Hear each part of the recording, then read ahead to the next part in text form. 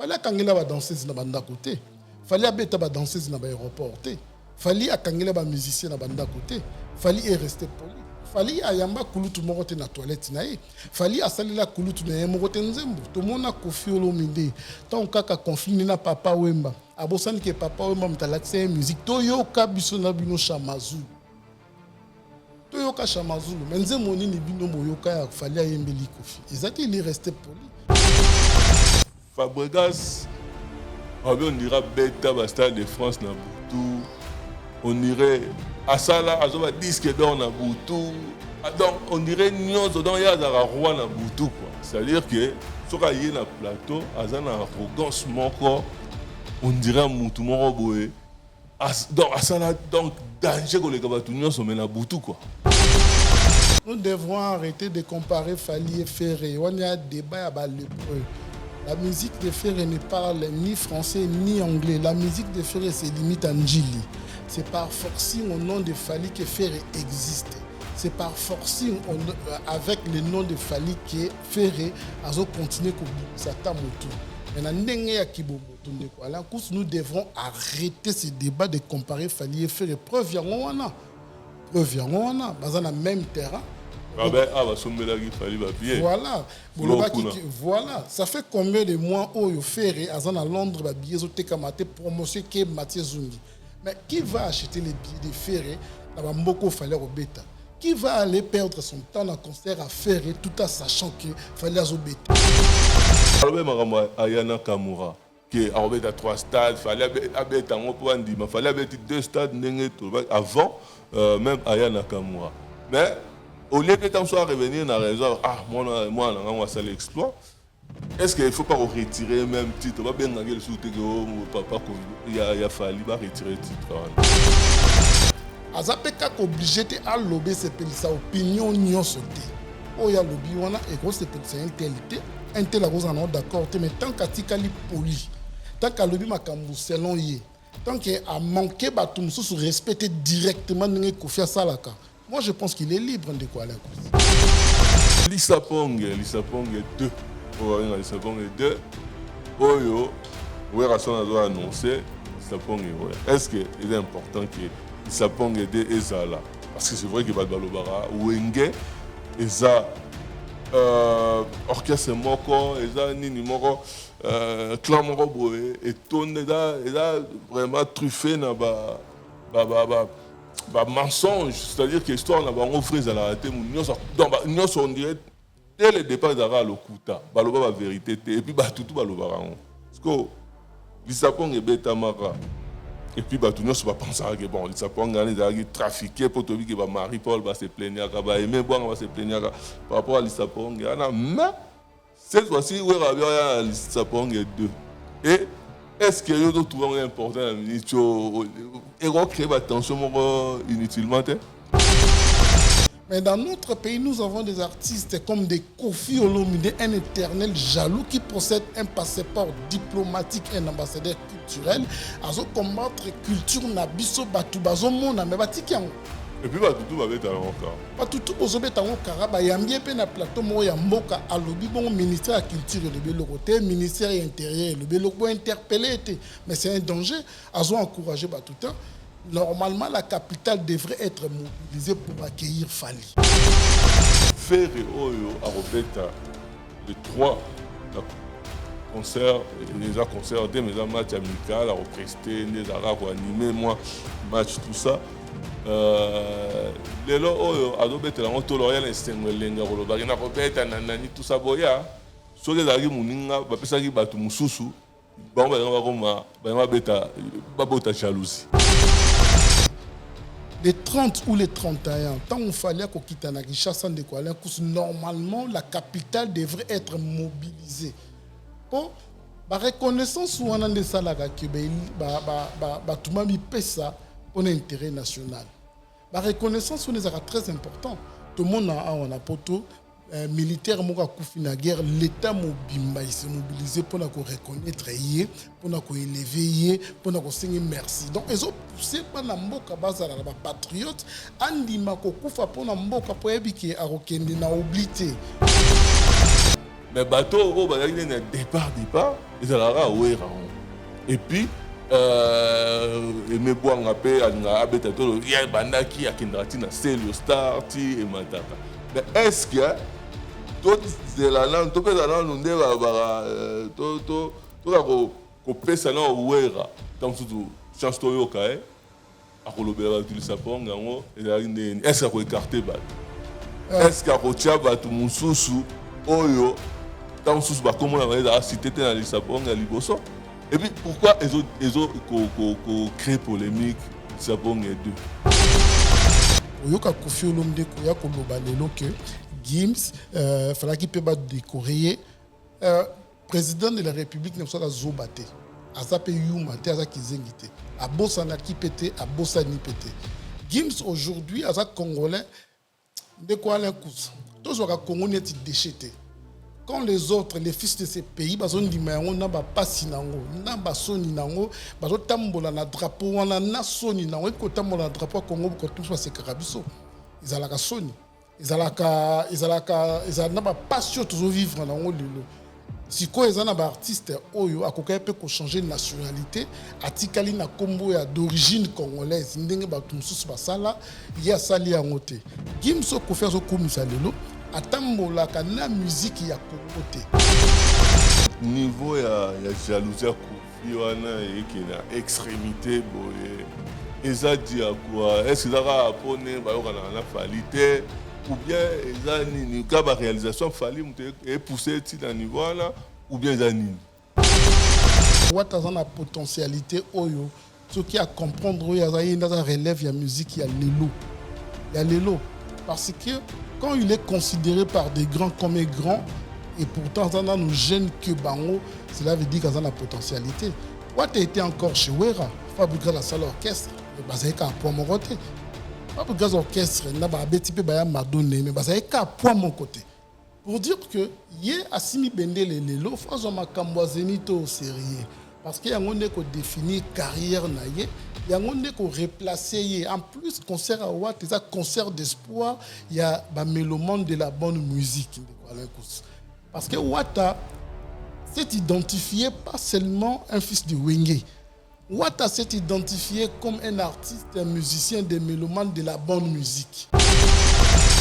C'est le premier artiste congolais qui a amené l'esclavagisme dans la musique. Il a dénoncé tout le monde normal. Tout le monde a dansé, il a se plaindre qu'il a violé. Ils ont coûté ma carrière. Moi, je pays où ils ont évolué, ils ont coûté ma carrière. Il y a beaucoup de belé. Est-ce que Patrick Bruyel n'a pas fait pour moi en France la musique? Mais pas pour nous français, le coup là bazana ba valeur. Batali que zoemba qui to comme respecter ma valeur, te ba bois qui yo. Donc à combien de fois plus forte, normalement la place de Koffi Olomide dans notre culture c'était la poubelle. Koffi, on dira la jaloux il fallait parce que on dirait hier pour naïe. Il faut pas décorer Gims, tout ça, au même titre que Fali pour Balobi, il faut pas décorer Fali. Est-ce qu'il y a déjà une réaction au monde? Ceux qui te lobby, la vérité, ils ont des lots comme Koffi a ça là, ils strannent la musique, il y a Congo, mutum soit ça là, même la composition, même la réalisation, exact. Parce qu'à s'accrocher qui n'a Bercy, mais Bercy après 6 mois où Ranson est venu les faire. Bercy après 9 mois JB Piané est venu le faire. Papa Wemba ko sala ngo et Fali tango ko sala ngo encore mieux parce que na mutu ya Koffi Olomide a pensé que batu ya wenge na ko dominer bango na ko maîtriser bango na kitisa Papa Wemba na kitisa Kester na kitisa batu wana sona zo ebonga siko ndima kite que un jour un artiste venant de chez lui a grosala makambo eleki na ba Papa Wemba basalaki et le repesa ya Koffi mutema pasi ezate po Fali alo sala makambo ya salité tete le sala Koffi mutema pasi lelo ezake Fali alo sala makambo eleki na ya ba Papa Wemba matikali poli na Papa Wemba maman ba resoma billet à stade wa ba doin ba yeba ke ba soutenir ba viol surtout Koffi sala ba danseuse na ye ba maman ba ressources ba biya ko fiolo les jours dans la stade roi Baudouin ba yebake ba participer na malheur ya bandeko basio ba passa vie na bango na difficulté pas ya ko fiolo mide ba tonton ba ressources ba biya na bango pas ya ko fiolo mide ba yebake ba soutenir muto akanga ba musicien na banda ko pendant longtemps a séquestrer bango boto longo na ba passeport il va bien sûr atika na poto metom so il va refléter les. Donc voilà, c'est quelqu'un qu'on ne peut pas soutenir. Il faut qu'on se le dise, quand il est dur, nous devrons être durs avec lui pour rappeler Yehoyaza pour comprendre qu'il devrait se taire.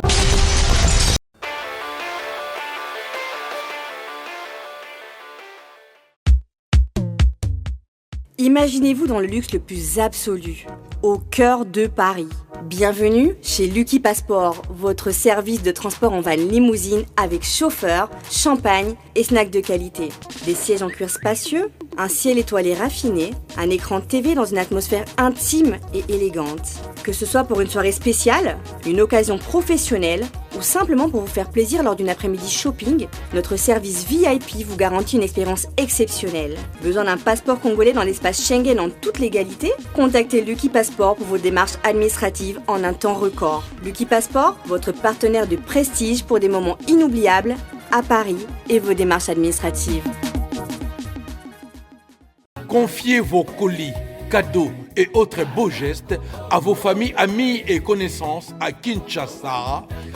Rendez-vous chez Diezola, au numéro 31 rue Marcadet, Paris 18e arrondissement, métro Château Rouge ou Marcadet Poissonnier. Vos envois de manière express chez Diezola Express. Téléphone plus 33 1 42 55 67 33. Chez Diezola. Nyonso nanguya nzambe. Adresse à Moko, 31 rue de Marcadet. Ça na kati ya France. On a besoin aussi de la voiture na yo ekita Congo. En tout cas, on va dans la Lille. Ozo lingo ça la conteneur no ya bilokos. O lingo ti na biloko na pour na famille pour na ba fête. Chez Diezola. Adresse à Moko. Hôtel là après lobby nango. Famille va récupérer. Rue Marcadet numéro 31 et pas ya Diezola. Yaya. Kobuka na te. Acte de net. Yeah, on brille en ligne. 3 fois Astre, les experts de l'info en ligne. Acte de net, rythme et vérité. 3 fois Astre, toujours connecté. 3 fois Astre, les experts de l'info en ligne.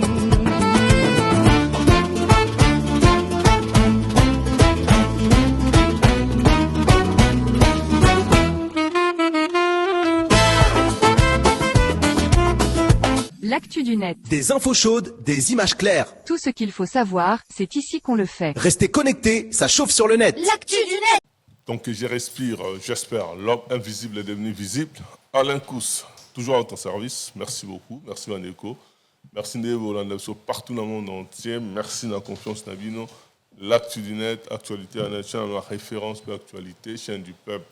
Chaîne où on va toujours dans sans complaisance, sans compromis. Chaîne à Batunion, chaîne Evan Daga. Naba fondamentaux et télémélara anti-valeur et puis et dépendra la bonne valeur. En tout cas, merci d'annoncer beaucoup accordé biso temps nabino pour la boka Rolanda. Émission sur l'actualité. Torosolo la lelo. Jalousie à Kofi par rapport à la décoration, il y a Fali Poupa, a promis. Donc, on va promettre rien à président de la République. Sortie médiatique, il y a Julien Pierre Papa Chéri, est-ce qu'il a réussi ou pas? Lissapong, Sernon Werasson, est-ce qu'il est important la minute? Bon, pourquoi les autres dérangements dans Makamwa Wenge, on dirait les autres embrayements. Le 31, dans le 31, Fali Poupa Nakin, accueille. Il y a roi, parce que Aoutiko Zolabso trophée à mon au double stade de France. Et puis, voilà, Londres, Aoutiko écrasé complètement, a démontré puissance à Londres face, il y a fait au Père Obeta à Londres en juillet. Et Wata, Wera, Kofi, dernière ligne droite par rapport, il y a concernant Obeta bientôt là. et faire un match amical au RDC Robert na Belgique. Bon, tout le monde va se plaindre pourquoi va ponier, mais ça arrive à ton sous-sous. Tant que va se plaindre, tout le monde est dans cas Fali. Donc sans plus tarder, Jean-Paul Kilombo, attaquant des points sur la naï. Actualité. Bonjour, bonsoir Jean-Paul. Bonjour, bonsoir Alain Kouskou-Sakana, l'homme invisible est devenu visible. Bonjour, bonsoir la nation du net partout dans le monde. On va continuer comme ça, la confiance. Bonne santé, Maramoutou. Tout va bien. Donc, tout va bien. Tout à la peine, c'est on a retrouvé Nintendo Oyo. Tout à la peine, c'est on a bakisa en plus dans le domaine où biso tout le monde est disponible. Donc, toutes les fois, tout à la rapidement bien en forme. En forme, déjà, moi, un mot, il y a animateur à maison mère Diego à Tigibisson, selon des informations. En tout cas, nous présenter déjà ma condoléance dans la famille Nae Mobimba et puis dans la famille musicale. Ouais, au nom de l'actu du net, nous pensons que nous avons présenté ma condoléance dans la famille artistique, surtout Diego, Aza, Oya Bissomoko, ya Yolo, ya quartier. Donc, on a l'équipe ya Ndako. Kotika biso oui bato baloba ke mokano nzambe bato baloba ke zanzela na biso nyoso pesa la biso peka pasi donc nangonga oyo sika libota na ezali toujours présenter bango encore une fois ba condoléances ça va pas artiste munene akena talent encore jeune mais eza destin et décidé bongo mukolo na ekokaki nga personnellement liwa pananga eza kasuka ya mutu quelle que soit forme yeli. Par hasard, ils allaient atteindre le baron. Donc, quelle que soit forme, il y a ceux qui ont koufi. Donc, le miracle et la résurrection, ils allaient rater. Cela veut dire qu'il y a eu qui programmé bongo. Donc, encore une fois, paye à son âme, tout les laïcs, tout canisaï, tout PCA, bon, Nero, il s'engage. Miracle et la résurrection, ils allaient rater, c'est-à-dire miracle et la résurrection, ils allaient dans la Bible. Au thème, tout le monde a fait c'est quoi qui, au thème, tout le monde a fait c'est qui, ils allaient dans la Bible, ils allaient dans le livre. Mais en réalité, ça n'a pas témoigné les bisous à que. En fait, en réalité, ils ont tout le monde a bisous à que tout le monde a fait la mouka qui azate. Eh ben voilà ce que comme croyance personnelle, voilà les croyances na yo. Non, en fait, je ne parle pas de la croyance. Nazolo Bakke, pendant liwa, c'est un koufi sili parce que jusque-là, Batunio Sunaye Baba Koufa à mon côté à la Mouka. Voilà, c'est vrai. Voilà, et là, donc ceux qui m'ont koufi, quelle que soit forme à koufer, lipo nanga yasuka. Donc, ma croyance, c'est un domaine particulier. Voilà, la raison que nous sommes faire mais soit au côté de la domaine, il y a la Bible, tout ça, ils allaient toucher la sensibilité. Donc, voilà, c'est pas la peine. Donc, voilà. Donc, paix à son âme, Diego, tout ça. Bon, tout sur la Kofi Olomide, tout le monde est à tout ça, sortie médiatique, il y a des noms, et non, des noms. Marcos, oh, hier, tout ça, mais même sortie médiatique, on a. Bon, tout le monde a fait mon bête, il y a Marcoso, il y a tout ça. Bon, la sortie médiatique, on a. Ben, Kofi, on dirait la jaloux, il a fallu. Parce que, on dirait, il faut pas décorer Games, tout ça, au même titre qu'il fallait pas lobby, il faut pas décorer Fali. Est-ce qu'il y a déjà une réaction au monde? Moi, ça ne m'étonne pas. Le temps est le meilleur allié de la vérité. Au moment où papa ou mabisika bakufa, tant babani ko dénoncer comportement na motema mabe ya Kofi, lokola azalaki na succès. Lokola azalaki na banzembo ezo sepelisa biso tokangaki matoi, toboyaki koyoka. Tant ba artiste nyoso bazolela sur son comportement, jalousie na ye, likunya na ye, alingake za la kaka ye. Toboyaki koyoka ngo parce que à côté il y a zoïla soit futajolo, azoïla soit SOS, azoïla soit nzembo wana kitoko. Mais avec le temps, on finit toujours par découvrir qui est l'homme. Lelo nga koyoka Kofi Koloba bon de quoi Alain Kouskou-Sakana, ils ont étalé vraie nature na ye. vraie nature ya Kofi yango wana un jaloux. Donc quand ce n'est pas lui et goza mutu mususuté. Donc ce qui a été alors que tout le monde a papa ou mbakobete la pe artiste mususu maboko yango wana grandeur d'esprit. Tout le monde a taboulé ko kumi sa pe artiste mususu. Mais avec Kofi Olomide ce qui a été faut ailler la bino raison moko et ko sala ke bo comprendre que ça qui était et goza la oyote à quel que la adresse moko ya musika.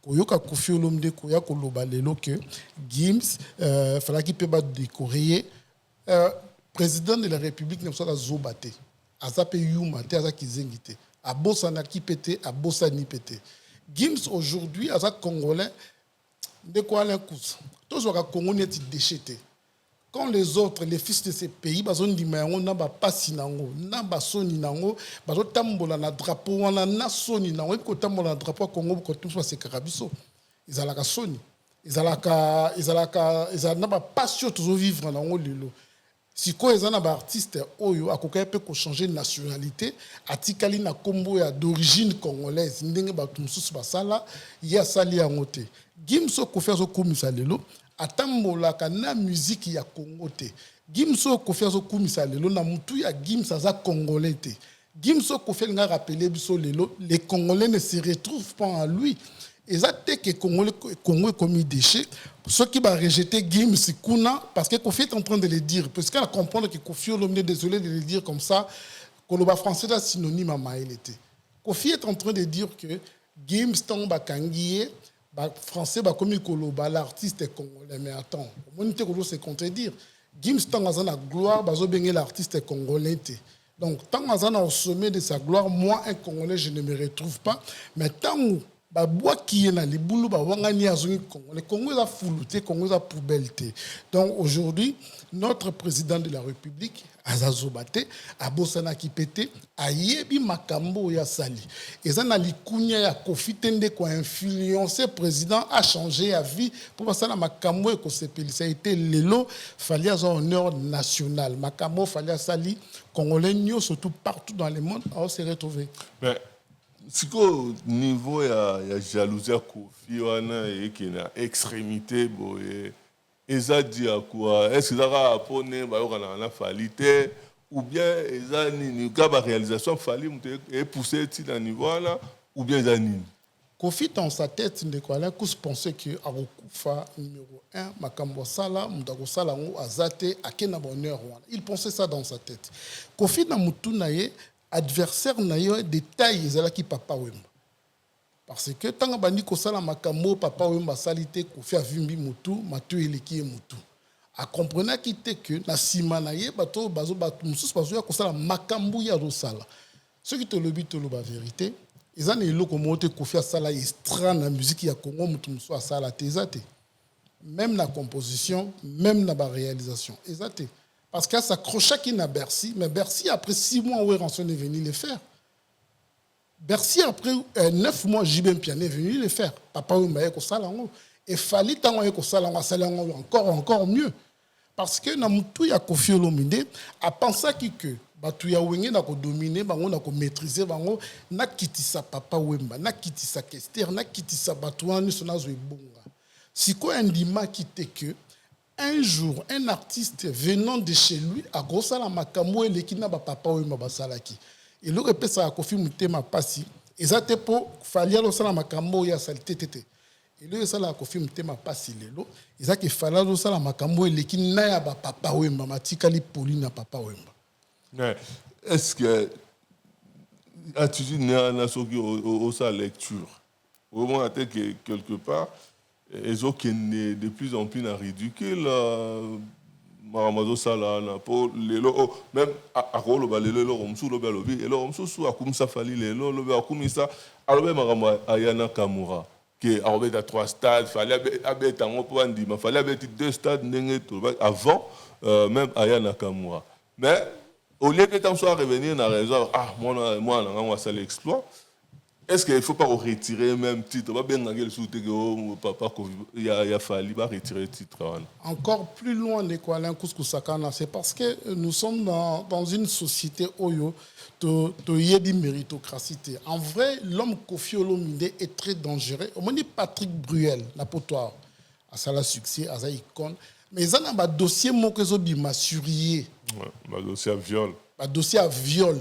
Ils ont détruit la carrière, mais Kofi plus que Patrick Bruel. Mais dans le monde, ça Kofi. C'est normal. Ouais, bah tout va bêter ma boko. C'est que tu as qui dans la société, qui évolue, tu as la Kofi Olomide, tu as arrêté qui carrière n'est qu'à la Kofi Olomide a mis un civisme dans la musique. C'est le premier artiste congolais qui a kangela batubanda ko a mis esclavagisme dans la musique. Batuba dénonçant tout le monde normal. Dans le kuta na ye ko wangana. Tout le monde a bino ba danseuse ko ya ko se plaindre ka viola ka bango. Ils ont coûté ma carrière. Moi, dans pays où ils ont évolué, ils ont coûté ma carrière. Il y a collé belé. Est-ce que Patrick Bruel n'a pas fait pour moi en France la musique? Pour moi, mais pas pour nous français. Le coup là, bazan a valeur. Matali que vous avez qui on respecte ma valeur. Tu vas boire qui yo. Donc, à combien de fois plus forte? Normalement, la place de Koffi Olomide dans notre culture, c'était la poubelle.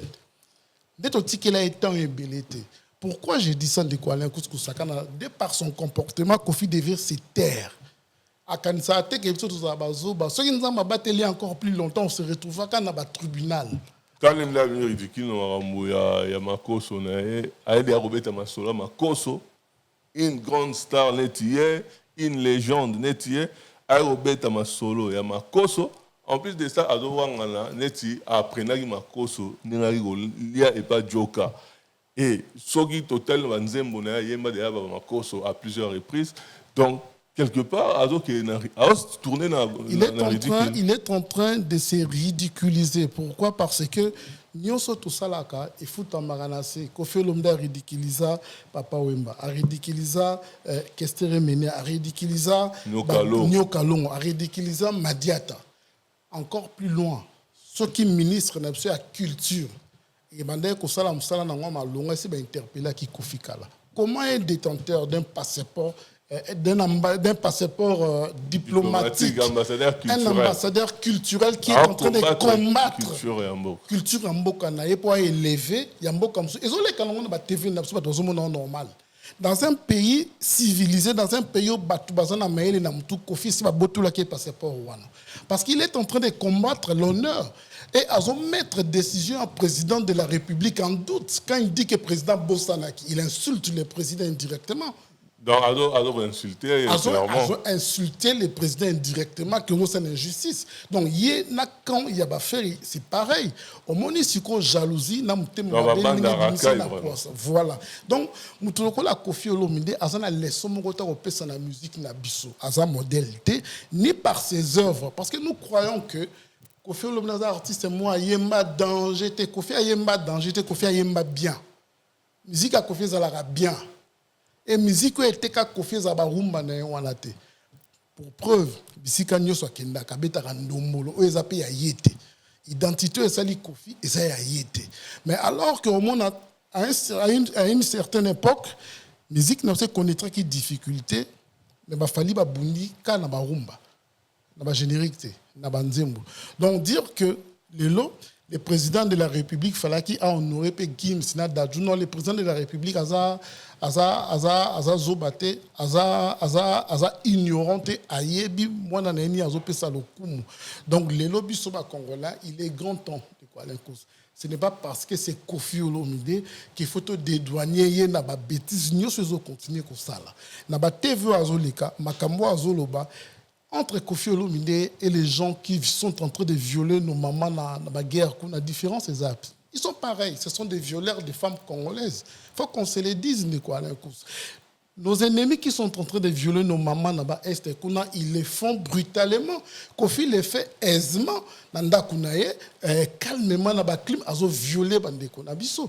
Et ceux qui ont dénoncé, ceux qui ont c'est terté, parce que lui ne peut pas combattre la culture congolaise. Oyo artiste bazo bunda na ba maigre moyen na bangomoko. Obi makambo fallait sali na France. Na ba pays mususu pour fallait ça on fait la soutenir culturellement na pays naé. Alors que chez nous fallait annoncer une date, gouverneur Zukalikan se repèse à 1 million, matoya batunet ba ko fait télé. Et pourtant, ça n'a pas passeport. Je vous appelle ça. Qui est Koffi pour mériter passeport plus que nous Kalon? En tout cas, tout cela, Non, on a tout qui est dans le détail, t'es pas au joie ML. Il y a mon étant sur côté en détail, il y a sortie médiatique, bah chérie. Déjà, au tout va on est ni est-ce qui réussit ou pas parce que et Vandi péter l'actualité comme il faut il fallait normalement ça fait longtemps qu'il peut pas chérir à l'obate mais on dirait que l'actualité on dirait que comme on a du mal à vendre cette actualité il y a déjà trouvé un ondé.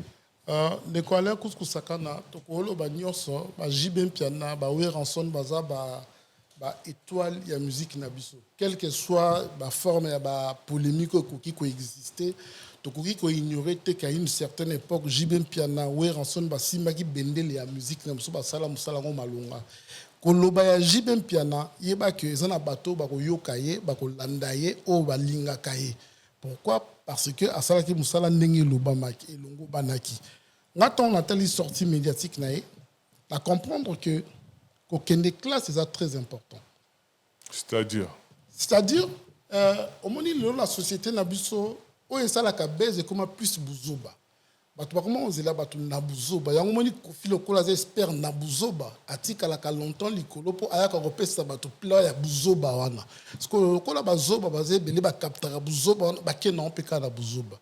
Tozela ki jibem piana aya koloba buzoba mais alobi yangote atika li réfléchir à répondre à ma question oui et gros c'est ça un tel et c'est un tel mais atika li objectif de l'émission à déraper à manquer mutu respecter ce qui ndenge nini azapeka obligé te à lober c'est sa opinion nyonso te o ya lobi wana et gros c'est un tel à cause en d'accord mais tant qu'atika li poli tant qu'à lobi makambu selon yé. Tant qu'il a manqué de se respecter directement, moi je pense qu'il est libre de quoi. Il est libre. En tout cas, il y a une profondeur, il y a ML, il y a bien sortie médiatique, il y a l'Issapong 2. L'Issapong 2. Oyo, vous avez annoncé l'Issapong. Est-ce que c'est important que l'Issapong 2 est là? Parce que c'est vrai que Balobara, Wenge, eza orchestre moko eza nini moko clan moko boye etonde eza vraiment truffé na ba mensonge, c'est-à-dire que l'histoire na bango frère za la raté nyonso on dirait dès le départ ezaka lokuta baloba ba vérité te et puis batutu balobaka ngo parce que l'Issapong ebetamaka. Et puis, tout le monde va penser que bon, il s'est trafiqué pour te dire que Marie-Paul va se plaindre, Aimé Boang va se plaindre par rapport à l'Issapong. Mais cette fois-ci, il y a l'Issapong 2. Et est-ce qu'il y a d'autres trucs importants dans le ministre?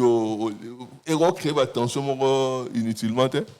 Oui, de quoi l'un couscous sakana, l'isola l'Issapong. Et ils ont même cas dans Zaïko. Oui, Pépé Feli va te dire que Zaïko, c'est Papa Wemba et moi. Nous allons informer qui n'a que orchestre comme on a Zaïko et Salami n'a pas recruté mais n'a ya qui n'est en retard. Tout ça vous comprendre. Donc Papa Wemba selon lui, tant qu'il a envie, les Zaïko, il y a deux musiciens cofondateurs Pépé Feli en Nouakou, n'a Papa Wemba. Mais Nyoka Longo a revendiqué que ba fondateur, ba informa qui a déjà recruté, malheureusement ba nek va na musique ayakinde na retard. Au moins place ils sont comment compliqué.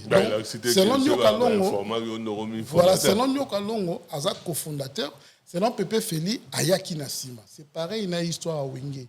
Histoire à Wenge peut être histoire vraie. Histoire vraie, dans le but que Jiba Kosi, Wira Kosi, il faut bango nyonso ba vanda ici kamoko. Journaliste a tenu bango question. Ba kamoko bima na mission wana. Il a même le mot de scène la possibilité. Siko yo pona ni nazolo baboy. Jibe ayembi l'Issapong na Wenge, Marie-Paul a contesté ayena ba kombo mo ba niko tangela bato. Ye mo amitanga te na kata ba kombo wana. La pauvre tout ba Marie-Paul après. Voilà. Mais aye pour expliquer que vous avez un gras, vous avez un tel, vous avez un tel, vous falsifier l'histoire. Et même bon, aïe, à l'habité, vous avez qui a Didier Massela. Didier Massela a l'habité, et même bon, à tous, qui n'a pas de kozwaye. Zingzong aya alobi te ngam na trasa wenge nazalaki Alain Makaba zalaki te. Ozo comprendre que mutu na mutu azoya na version selon ye. Mais la lisolongo bango tune ba betaka mutu azanga te ezalaka awera. Mutu azanga te ne bandeli ezalaka awera. Na batu tout balobaka na mutu azanga te ezalaka awera. Mais est-ce que c'est peu important est-ce que yete akoki pe ko raconter lisaponge wana? Omoni lelo eloko est important. Na batu ya wenge, il faut pas comprendre que il faut pas dire que la histoire vraie. Par exemple, intellectuel, ba kendaki ba classe, tout ça là qui bango confiance, ba changer ka histoire té, ba falsifier ka pe histoire té pour le bien que ça va compliqué. Donc vraie version ko betama ce qui yo yebi ki za bongo ndima parce que jusqu'à là na mona est-ce que go zelaté que to ba que non batigela wera abeta no lisaponga ngo comme ça total ce que vous la vrai ou pas si ce qui m'arrive pour la betaki parce que argument ya wera ezake tangu to betaka lisaponga mais mari pour la ki ko beta lisaponga même ba komona nga nazotanga lele ko mabe pona ni parce que to longola ki batu mususu to falsifia ki histoire ce qui pour landi na ba déclaration na bango nyonso on comprendre que sans son wera zo kende et ça sans son mutu na mutu abeta kapé ce que landi makama Didier Marcel romona que wera zo se retrouver na kati na bo même moment au wera pa zolo bakazalaki siko passe zo utaka que lisaponge moko ebetama batu batikala na ngona mutu faut ko effacer yango.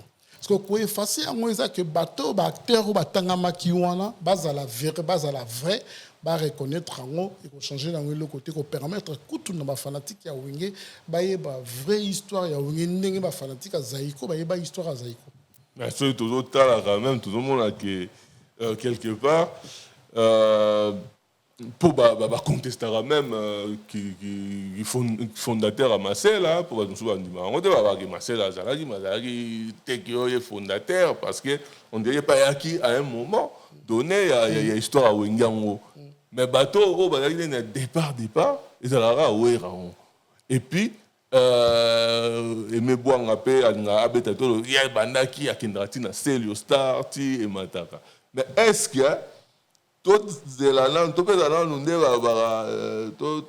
devons tout pesa na ouera tant surtout chance to yoka a kolobela tout le sapon ngango est-ce qu'on écarter bato est-ce qu'on tia bato mususu oyo tant susu ba comme on a cité dans le sapon nga liboso et puis pourquoi ko créer polémique le sapon est deux oyebi ndeko Alain Couscous akana na histoire onyo surtout pour nous contrôler tout le monde histoire c'est le n'engana le belo mo mais na réservons na makambo ekoya wera son soko yoki eme bwanga azotanga wera soko yoki Zingzong atangi wera soko yoki Didier Marcel atangi wera soko yoki même ba chanteur na bango ya kala o ba longwa bazotanga wera siko lokola wera za envie il est cité. Est-ce qu'il y a bien placé il y a Robert Lisabon il y a solo allons la sikoyo côté ranking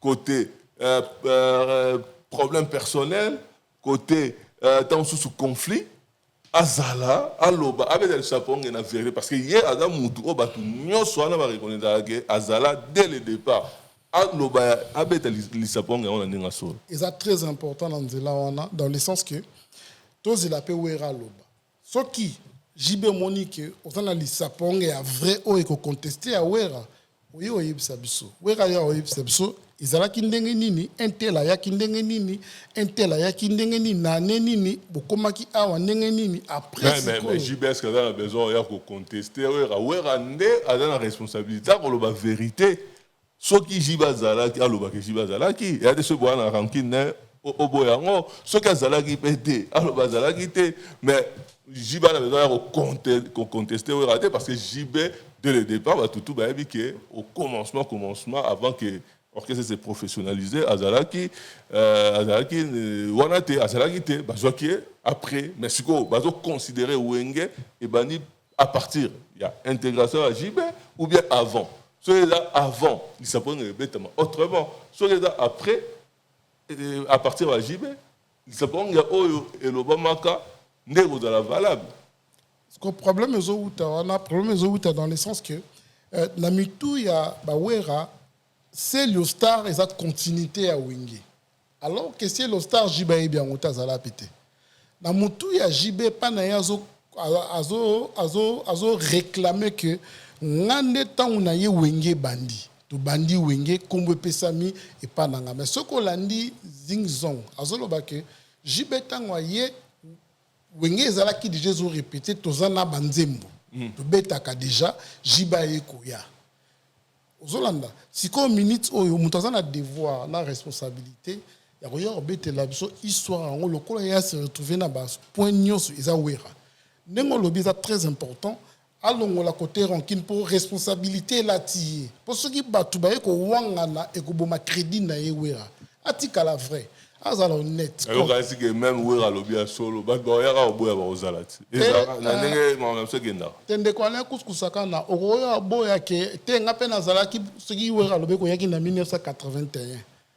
Ko yo boya ndeni ko yaki na 1981. O effacer histoire tant pour na 1980 tant so zalaki na Bakongo. Soki wera lobi ke yetanga kota ki entel azalaki. Yo so yo ko boya ngo so be entel wana ba bimika so babite zalaki bon. Problème même ceux qui n'ont pas coco na biso na histoire na biso et ça aura déjà problème voilà il y a tout ça na archive c'est-à-dire que batou même ba coco na biso ba commenter ba chama kamuna écrité ndenge ba coco tant so mindele ba salaka ba coco na biso ba sala ngote. Il y a une continuité à les alalo, mon nom d'Arobet ali solo selon maloba. Écrit ezate, preuve ezate, ni ezate, mon nom d'Aroloba oye alingi. Donc, toro l'andra dossier analyse parce que c'est très très important. Fallait le 31 à Rosonga. Na kina non to zoaki le 30 mais pas tout souvent le 31 il faut tout na directeur Edi Badiata a confirmé biso dans na kin retour d'un roi parce que a même la so coupe au a tout gagner double stade de France. Est-ce que quelqu'un a une photo s'attendre dans la onde parce que il a un roi à do quitta parce que a aucune na coupe au a tout jouer l'absolu stade de France au tout comme on a double stade de France à quel année il faut donner. Oui, bien de quoi aller kuskusaka na poto comprendre que makambu falia saliza tellement minene jusqu'à là dans un pays de 100 millions d'habitants où ils ont plus de 10 millions 500 000 artistes. Mon côté abîmé a relevé des films même attendre ma qualité. Par là, ils ont tellement sabiso que effort moi na mboka sali l'équipe ma kasipe munene. Biso ba Congolais photo comme na niveau wana. Il faut que à niveau il y a qu'on reconnaître oh il y a bisoto là ta kalikunya tena jalousie moi na ma passi moi na nani po sali yango to ndimayete les 30 ou les 31 tant on fallait qu'on quitte na Kinshasa de quoi normalement la capitale devrait être mobilisée pour la reconnaissance ou on de ça là que ba tout mami pesa pour l'intérêt national la reconnaissance on est très important tout le monde on a poto militaire moka kufi na guerre l'état mobimba il s'est mobilisé pour na ko reconnaître yé pour na ko élever yé pour na ko signer merci donc ils ont poussé pa na mboka bazala ba patriote andima ko kufa pour na mboka po yebiki arokende na oblité. Mais dans notre pays, nous avons des artistes comme des Kofi Olomide, un éternel jaloux qui possède un passeport diplomatique et un ambassadeur culturel. À combattre culture nabiso batu bazo mona mais batikiango. Et puis Batutu va être encore. Batutu bozobeta ngo karaba yambie pe na plateau mo ya mboka alobi bon ministère de la culture et de beloroté ministère de l'intérieur et le beloko interpellé était mais c'est un danger azo encourager Batuta. Normalement la capitale devrait être mobilisée pour accueillir Fali.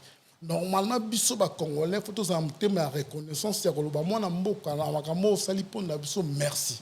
Normalement, les autorités, nos autorités devraient être reconnaissants. Na oyo, moi na mboka na bango sali libango. Tout le monde n'a pas ni fait ça na football. Pour na ni fait ça la suki football, ne batu basangani. Mais le ko fallait sali, faut sangsa biso. Moi j'ai aimé la réaction et l'idée du président de la République. Et je pense que vu sens ya patriotisme na ye a élevé Fally au rang où ils ont mérité de quoi. Tout ça est obligé, il y a cause de la héros va coufiter. Tout ça est obligé de reconnaître tes papa Tshisekedi à Koufa boye bolati si cercueil ne ba médaille. On a des héros vivants. Tala ba pesa a venu l'homme makia de l'homme Koufa. Tala ba yoko pesa a venu taboulé atambula ka souté. Donc vous reconnaître mutusa comme une asuka. Et pourtant na ba moko tout ça, on comprendre que muta sali loko malonga, ba pesi kombono ba élevé on a rang wana. Normalement na makamo fallait sali ko faire réclamer ba pesa boulevard mo komone po na 4 corps za na Afrique d'ici ba tout bazo to kenda na bongo le est ba singa on te za logo normalement il faut pas penser na yo. Il faut élever Fally Naran ya Lumumba, un héros national qui a fait l'honneur de son pays sur le plan culturel. Normalement, Fally devrait être décoré dans sens ya bonheur nyonso. Normalement, notre président de la République ne bazo reconstruire Kinshasa faut ba luka coin moko pour honneur makamba Fally asali ba pesier kombo wana et ko pousser nous la classe, va exceller, va créer ma vision, va se battre. En plus, il fallait un modèle pour la société Nabiso. Il faut qu'on se le dise. Il fallait un miroir au sautal au réussir. Il fallait un exemple jusque-là. Il a de l'argent, il est resté poli. A outil bandal tina Stade de France, musique n'est bandé pe sabsoka lo kumu. Fallait kangela ba danseuse na banda côté. Fallait beta ba danseuse na ba aéroport. Fallait kangela ba musicien na banda côté. Fallait rester poli. Fally ayamba kulutu moko te na toilette na ye. Fally asalela kulutu na ye moko te nzembo. To mona Koffi Olomide. Tant kaka conflit na Papa Wemba. Abosani ke Papa Wemba mtalakse musique. To yoka biso na bino Chamazulu. To yoka Chamazulu. Menzembo ni bino moyoka ya Fally ayembeli Koffi. Ezati il est resté poli. Donc asa miroir ya référence lelo na mboka na biso. Mboka na biso Londres a aussi démonté faire kuna parce que faire atchaki ba billetterie depuis betaki nini Paris la nini Accor Arena mais fallait après Stade de France atchaki billetterie a explosé en okuna Rolobani déjà pendant. Nous devons arrêter de comparer Fally et Ferré. On y a débat à lépreux. La musique de Ferré ne parle ni français ni anglais. La musique de Ferré se limite à Njili. C'est par forcing au nom de Fally que Ferré existe. C'est par forcing avec le nom de Fally que Ferré a continué à Bimisata Motu. Maintenant, nous devrons arrêter ce débat de comparer Fally et Ferré. Preuve, il y a dans le même terrain. Voilà. Voilà. Ça fait combien de mois où Ferré à Londres va billet promotion qui est Mathieu Zungi. Mais qui va acheter les billets de Ferré dans Mboko Fally au bêta? Qui va aller perdre son temps dans concert à Ferré tout en sachant qu'il fallait au bêta? Qui va aller perdre dans son énergie? Il qu'il fallait aux date où on a Mboka, même si vous avez 3 mois après, là qui n'est pas Ferré. Même dans le temps, bateau qui n'est pas Ferré, ce sont des Fallyphobes. Mais bateau balinga ambiance, bateau balinga la bonne musique, bateau balinga qualité, héros. Ça n'attend qu'au canisa te kassou ma billet à Ferré. La musique de Ferré ne parle pas français, ne parle pas anglais et c'est limite en Gilles. En tout cas, Wata Ouera Koffi, le dernier virage, la dernière ligne droite, même Ferré. Donc par rapport à la concert en Zoya, il y a 1 mois, un mois et demi au maximum pour un concert en Ebetama. Déjà, Wata, est-ce qu'il faut aller à pour la promotion? On dirait que tu as calculé Zénith. On est à la surnaie, peut-être.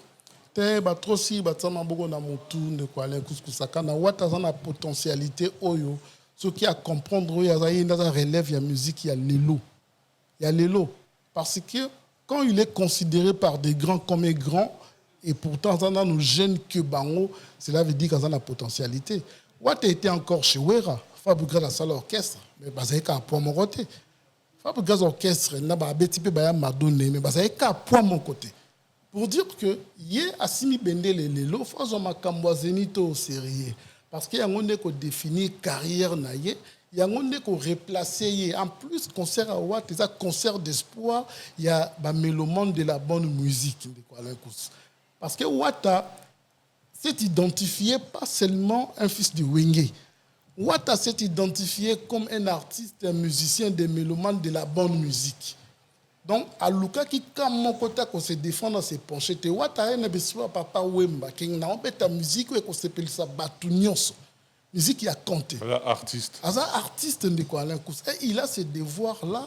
Il y a qu'à comprendre que les 3 juillet, les 4 si je ne me trompe pas. Le 3, parce que le 4 juillet, les 3 juillet, ils ont un concert où ils ont déterminé avenir artistique. Et puis il faut voir que les 3 on est vendredi, ce n'est pas un samedi, donc c'est un promouvoir en macasse. Voilà, et donc c'est une concentration. Et puis, pour que ça ait une valeur, il faut que ça ait une valeur. Au moment où Wata, le lot, pas la mélomane dans la bonne musique, il faut comprendre l'importance de ça dans la zénith. Ce qui est likolo, likolo netigé. Donc, il est grand temps, dernier virage, il y a un concert, il y a carrière. En tout cas, Werason P, bientôt là, il faut mettre en place, nettoyer qu'il faut passer en sorte qu'il y ait la Moussa, ma solo, surtout surveiller la production, on a bien, pour que Liboso. Je pense que Golf Kizola, tout ça, na ba ndéronio, ça va retirer ma beau repos na ba mémoire Liboso. Avantage pas Wera spécial que Wera azana batu oyo atapo na nzala olinga Wera réussir. Batu net ba Golf Kizola on. Asa ebele tout autour ya Wera. Et net Golf Kizola amuta terrain, a terrain bien pour la promotion, OK sur le terrain. Donc, très très capital. En plus, golf, wenge maison mère panaye, eza business te wenge maison mère panaye, eza ndako, eza esengo. Si quoi ba mélomane ya wenge musique à maison mère né à la bonne musique, il faut ba téléma ba comprendre déjà ndenge nini kozwa billet. Ezo banda wana de quoi parce que belé ba roya kozala distrait kozala trop sirondé tozolo ba. Bon mais ma wera na nzela trop sirté. Bon mais on va rappeler nzela ya ba défité mais bon mais mawera na nzela oyo ko sala que atie date naye boyebi ndenge ni bozana ba billet pour mukolo wana wera yo kasonité lelo vrai fan na wenge musique il faut se mobiliser pour un concert wana au niveau Paris il y a Belgique et ça un peu ba canon na bango très un peu compliqué il faut somara na site wana il y a concert et un peu compliqué pour nous sommes habillés physique pour l'instant. Mais le long de quoi un vrai fan na wenge musique à maison mais faut déjà na billet naï ou na billet na ta yebi ninga zo billet te faut aza déjà na information ndenge na zo la billet na lelo et je pense que à travers ba Golf Kizola l'information et rekomena na batu nyonso.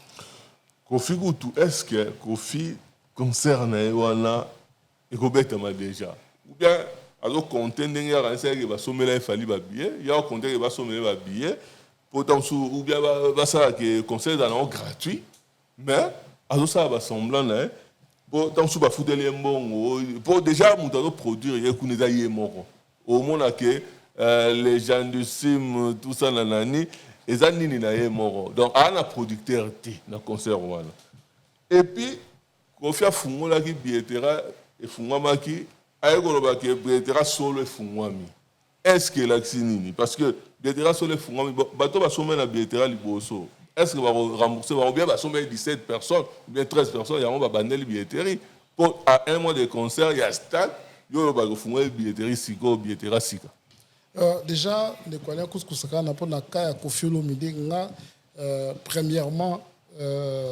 dans un langage déjà les sengota comme on a mutasumi biya Kofi. Pourquoi? Parce que c'est un ennemi de la culture. Il faut qu'on se le dise. Quand lui combat les autres, quand lui combat ceux qui font de la valeur, pourquoi les soutenir? Quand lui est en train de combattre celui qui élève la musique congolaise jusqu'au point où Yobisoba congolais to lati le kumu. To pese le kumu pour l'année. Parce qu'il y a un ennemi à la culture. Il possède un passeport diplomatique au mais il est en train de combattre celui qui est en train d'élever musique sans passeport diplomatique. Une photo sur le billet. Deuxièmement, moi je pense mission à Patrick Bruel. Il est grand temps de payer pour qu'il comprenne. Peut-être qu'il y a des protéger la moque, tout ça, flatter président, attaquer Batouakala, tout ça pour afflatter sympathie président. Donc, est-ce qu'il y a un moral là, on a inquiété? À ça, il y a flatterie la banque. Et bien, maman, on reçoit un billet à stade droit, on doit soutenir, viol, surtout qu'on fait ça là, danser. Ba maman ba reçoit un billet à Kofi Olomide jour na stade roi Baudouin ba yebake ba participer na malheur ya bandeko basio ba passa vie na bango na difficulté pas à Kofi Olomide ba tonton ba reçoit un billet na bango pas à Kofi Olomide ba yebake ba soutenir muto akanga ba musicien na banda ko pendant longtemps à séquestrer bango boto longo na ba passeport bi ba bien sûr atikala na poto metom so akufa et ba refoulé ndingini. Donc voilà, c'est quelqu'un qu'on ne peut pas soutenir. Il faut qu'on se le dise de quoi les courses. Oui, quand il est dur, nous devrons être durs avec lui pour rappeler au Yaza, pour comprendre qu'il devrait se taire. Le Congo a tout donné à Kofi jusqu'à ce que tu aies bêtise pour ton dima et Kofi. Mais ce qui a continué au monde jusqu'au point que le Bakaïbi m'a sauté. Donc, biso tout balé ko lia m'a sauté zanga ki batina. Biso balambela ka biso m'a sauté zaka biloko moya bon. Oui, c'est loin la poto m'a sauté raté. Donc jusqu'à ce point-là, donc moi je dirais personnellement, na ba maman na biso o bolinga ka Kofi ko kende concert à Kofi à Roi Baudouin et ça pour soutenir ba violo à sala bandeko na biso ya basi encore ndeko Alain Kouss. Pas condamné Kofi avec sursis. Mais il y a un bango qui a quitté. Et bah tout n'est pas ni. Il y a qu'on s'en rendra la facilité. Bah tout n'est pas. C'est aux condamnés avec sursis. Habité dans un qui a quitté. Et pourtant, justice française reconnaît qui est coupable, responsable, bah fait bah accusé là qui est. Et mutabongo bino bosso ma conseil na ndengeni. Ndengeni bosso ma conseil à papa Oyo. Azoya côté les mela et longa mwana ke ya sali. Papa Oyo makoko sala ngota quel que soit problème na redia kokoko comme na niveau en attend. Surtout mon papa Wemba na banenge nyonso ba leki na TV le album qui boussa pipeza kitoko. Il savait féliciter les gens, il savait reconnaître les efforts des autres. Bisoto mona Kofi Olomide bazo boya na communauté. En plein conflit na papa Wemba, mais papa Wemba est passé à la télé les défendre parce que ça n'a pas valeur. Donc Kofi Olomide le laza mutu o photo tient na placard. Kofi Olomide laza mutu oyo biso ne siko peuple, biso communauté, biso ba melma to pinirier, to kendara ba concert na été, to tika sala makamne tie ko commissaire mutu po akoya ko sala biso bisalela moko yoksi Congo mobimba soni. Parce que la configuration pisane dans le stade douane ba katika morceau mo muke mais bien de l'autre kamate et vous allez compliqué. Ce que tu na faire oyo à Robeta le 3 concert les concert des mes match amical à represter des arabes pour animer moi match tout ça les lo oyo à Robeta la on tolorial instinct lenga ko ba na Robeta nanani tout ça boya so les ari muninga ba pesa ki batu mususu ba ba beta ba bota jalousie obi ko ala kuskusakana na yepso lisusu awa Zoba, Batéakae, na Kimaël était à comprendre le Zoba Batéake na Zoba à comprendre le Zoba. Pourquoi j'ai dit ça? Fallait que Beta na stade de Akebeta na Cannes. À l'époque, par le bio te posa camarade ya Samuel Eto'o. Fallait balingi ba décorer na Saint-Denis. Kuneza kinang. Fallait que na Macron na Kinshasa na Bandal. Tout le bio singela kitoloba. De quoi les couscous-sakana. Ferré, va proclamer Fali, fois bêta, alpha et oméga na francophonie. To bunda gut na marambango. Dans biso si to bundi to pesi place ayembangi ni ngokuna. Fali monango normal la fingate on a vu des warriors oyo balanda na bango Fali na activité mususu ba sala ngo problème té. Ba sala ba live té pour ba ko insulter bato. Mais tala sikoyo et loko fait ba pesi wana bon déjà ils ont le coup monté ils ont nini tu vas penser qu'on héritier ils ont pour héritier za muluba ouais ce qu'on va pesi en bango de quoi un coup total abiso na bino et l'on pas malonga et l'on ni na kosala kuna nzembo ni na koyemba oyo kotalisa biso bino en fait batonaye o baza mayele ba comprendre qu'ils a danger. Parce que déjà faire une impression sur un podium, on dira aïe on était là on y faut ça à la podium, pas au micro ni à mon pour azana talent on a té, azana banzembo on a té, azana connaissance on a té. Si quoi il est important.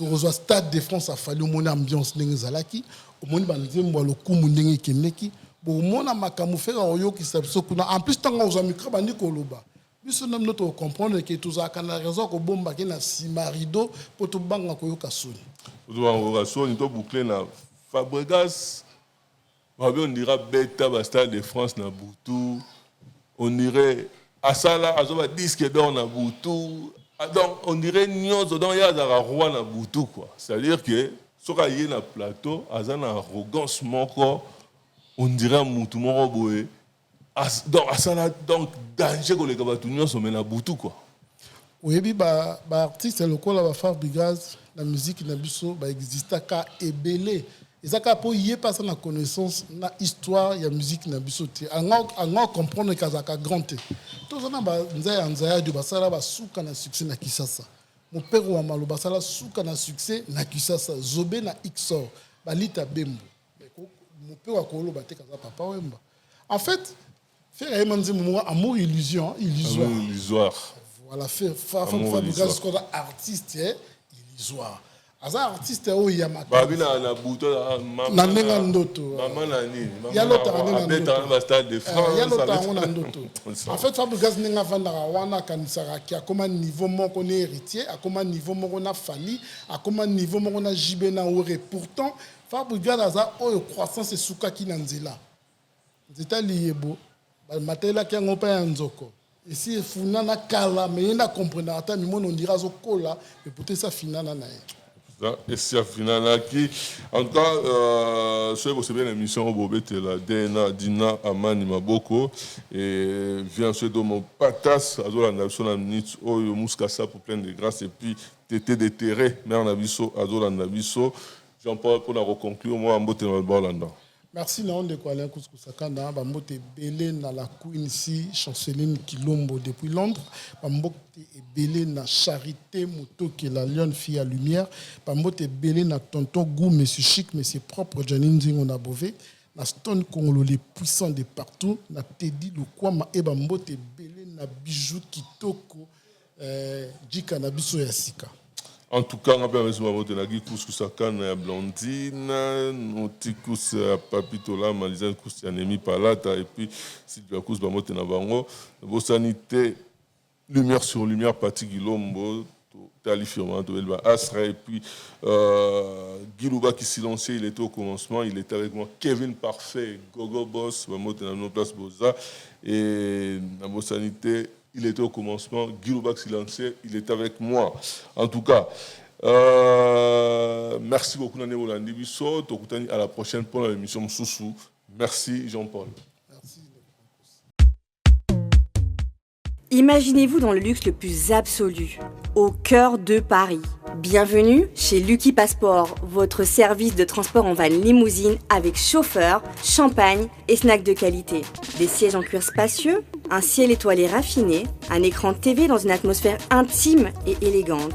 Que ce soit pour une soirée spéciale, une occasion professionnelle ou simplement pour vous faire plaisir lors d'une après-midi shopping, notre service VIP vous garantit une expérience exceptionnelle. Besoin d'un passeport congolais dans l'espace Schengen en toute légalité? Contactez Lucky Passport pour vos démarches administratives en un temps record. Lucky Passport, votre partenaire de prestige pour des moments inoubliables à Paris et vos démarches administratives.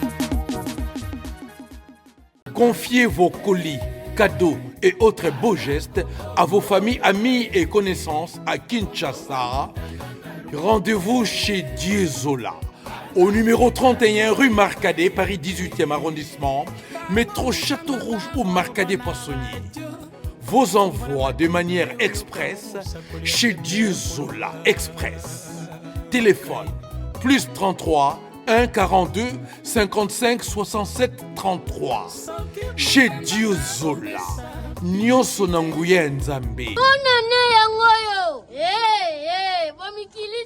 Adresse à Moko 31 rue de Marcadet. Zana kati ya France. Ozana besoin aussi la voiture na yo ekita Congo. En tout cas, ovanda na Lille, ozolingo sala conteneur no ya bilokos. Olingo tinda biloko na pour na famille pour na ba fête. Chez Diezola, adresse à Moko. Hôtel là après lobi nango. Famille va récupérer. Rue Marcadet numéro 31 et pas ya Diezola. Yaya. Kobuka na et grand Mopao. Actu du net, vous continuez, vous allez toujours au milieu du village, vous savez, bien.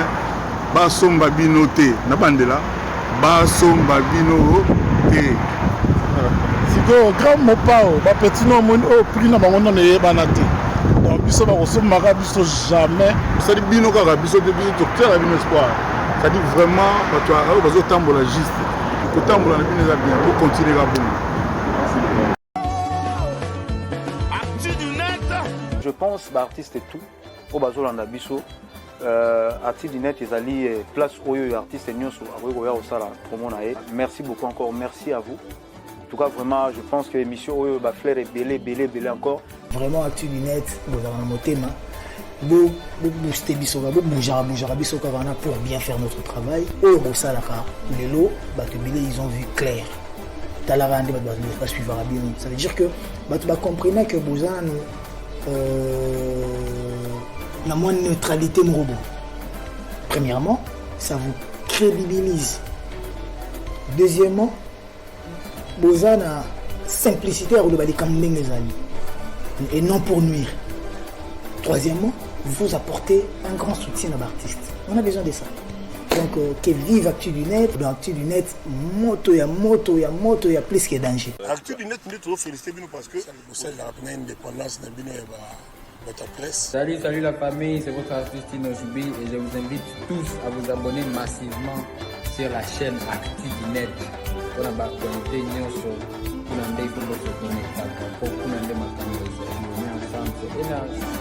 Actu du net, Tokos, l'homme. Ah, bon, c'est là. Actu du net, ouais, on le baptême, c'est Actu du net, c'est des macam.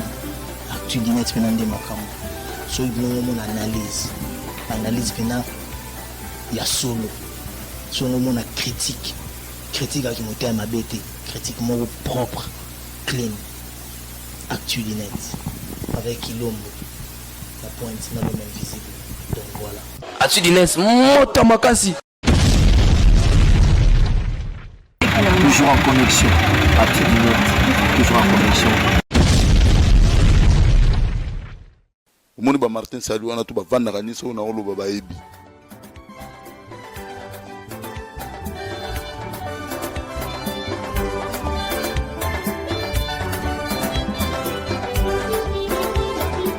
L'actu du net en tout cas Olanda ngo botala la journaliste mbinga bwenga na leke na kimukuse tala niveau nana. Actu du net Alain Goussa Jean-Paul Bilongo. Actu du net.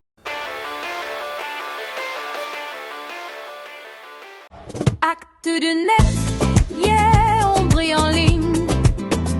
3 fois Astre, les experts de l'info en ligne. Actu du net, rythme et vérité. 3 fois Astre, toujours connecté. 3 fois Astre, les experts de l'info en ligne.